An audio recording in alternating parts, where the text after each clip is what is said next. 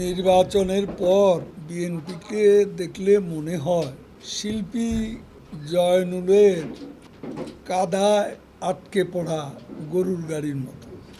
গত উপজেলা নির্বাচনেও বিএনপির প্রাপ্ত উপজেলা ভোটের ফলাফলে সংখ্যা একেবারে কম নয়। বাংলাদেশে ভোটের রাজনীতি আমি একথা বলতে পারি যে আপনাদের মনে আছে ৭০ সালে লিগ্যাল ফ্রেমওয়ার্কের অর্ডারের মধ্যে কালে বঙ্গবন্ধু কিন্তু নির্বাচনে অংশ নিয়েছিলেন। অনেকে বয়কট করেছেন।